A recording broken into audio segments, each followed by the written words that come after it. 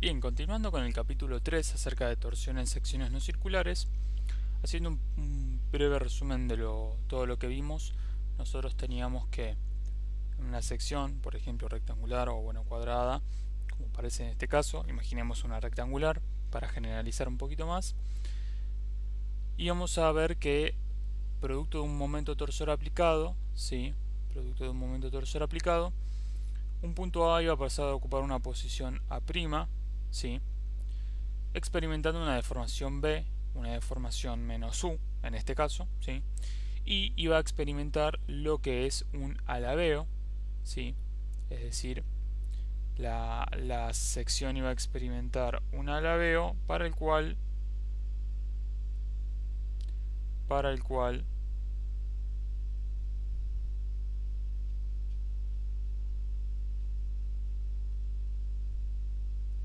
bueno, sería un poquito deforme,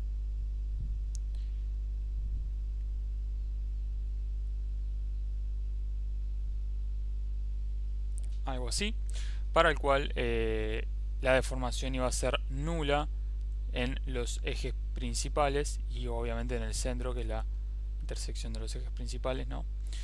Y las deformaciones iban a estar definidas a partir de estas tres expresiones: la U menos tita por z por i, siendo tita el ángulo de torsión, ¿sí? B tita por z por x, y W tita por una función de alabeo que dependía de x y de y, ¿sí? Vimos además y demostramos que a partir de las condiciones de deformación epsilon x, epsilon y, gamma y x, iban a ser nulas las tensiones normales y las tensiones tangenciales x y e y x.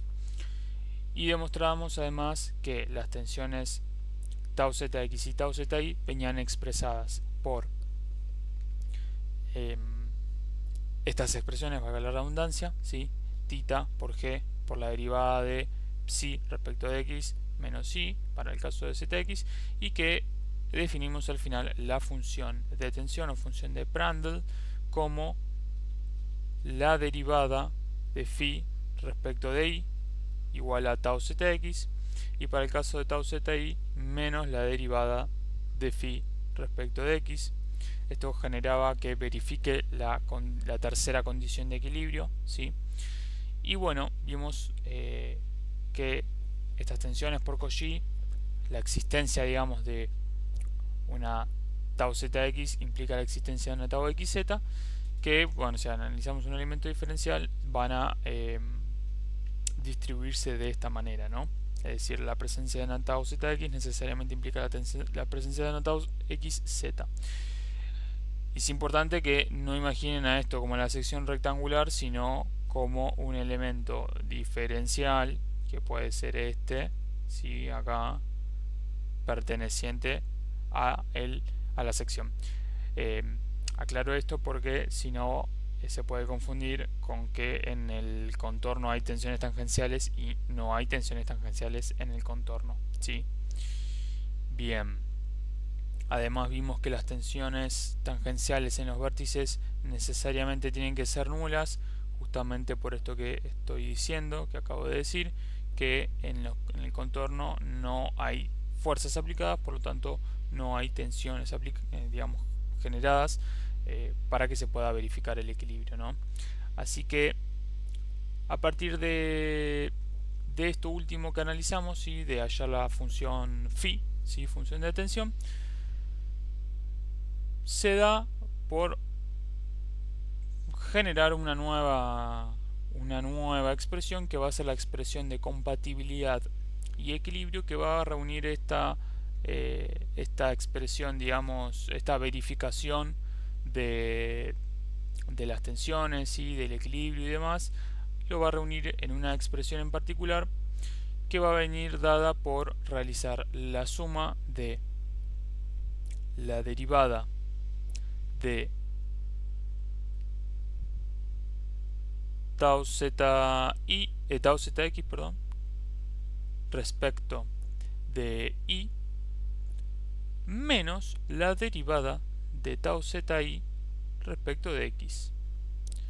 Bueno, para esto vamos a decir que la derivada de tau zx, bueno, esto lo vamos a seguir escribiendo acá, voy a tener que la derivada respecto de i, la derivada respecto de i de tau zx, es decir, la derivada respecto de i de la derivada de phi respecto de i menos la derivada respecto de x de menos la derivada de phi respecto de x. Y bueno, esto va a resultar ser igual a la derivada segunda de phi respecto de y dos veces, menos con menos es más, la derivada segunda de phi respecto de x dos veces, ¿no?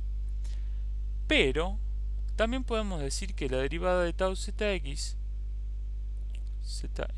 respecto de y es la derivada respecto de y de,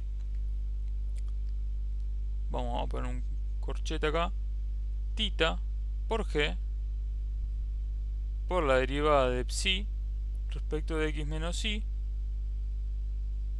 ¿sí? Y esto ¿cómo va a ser? Va a ser tita por g por la derivada segunda de psi respecto de x respecto de y, o respecto de y respecto de x, menos 1, porque la derivada de y es 1, ¿sí? Y análogamente la derivada de tau zi respecto de x va a ser la derivada respecto de x de tita por g por la derivada de psi respecto de y más x, y esto va a ser igual a tita por g por la derivada segunda de psi respecto de x respecto de y más 1. Así que juntando un poquito todo esto, recordamos que lo que yo estoy haciendo es derivar tau zx respecto de y restarle la derivada de tau zi respecto de x. Así que juntando lo que hallé acá de un lado de la igualdad y del otro lado de la igualdad, juntando la suma o la resta de estas dos expresiones halladas, voy a tener la derivada segunda de phi respecto de y dos veces, estoy reescribiendo esto, más la derivada segunda de phi respecto de x dos veces, tiene que ser igual a tau zx, o sea, la derivada de tau zx respecto de y, que es tita por g por la derivada segunda de psi respecto de x respecto de y menos 1 menos la derivada de tau zi respecto de x, tita por g por la derivada de psi respecto de x respecto de y más 1. Por si alguno no se dio cuenta, lo que yo estoy haciendo acá básicamente es decir que tau zx, la derivada de tau zx respecto de y menos la derivada de tau zi respecto de x es igual a lo mismo, ¿no? A la derivada de tau zx respecto de y menos la derivada de tau zi respecto de x, solo que acá lo estoy escribiendo a partir de la función phi, ¿sí? Y acá lo estoy escribiendo a partir de la función de alabeo, ¿sí? Básicamente es eso. Muy bien.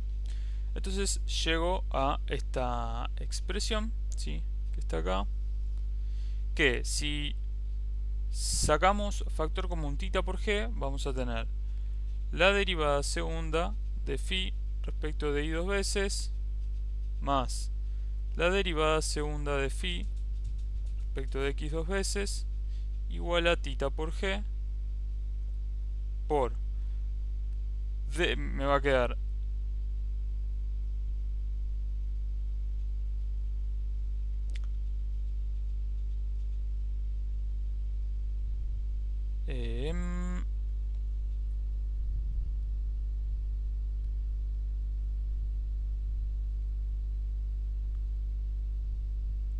la derivada segunda, perdón, la derivada segunda.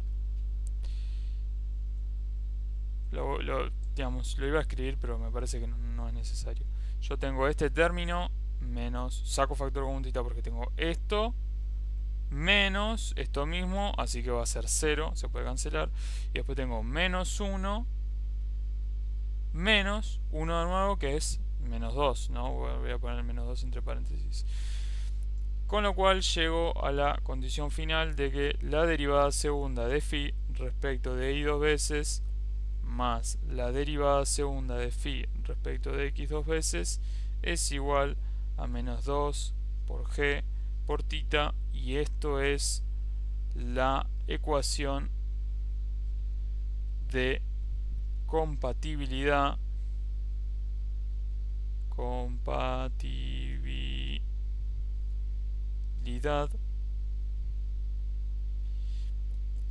y equilibrio para torsión, ¿sí?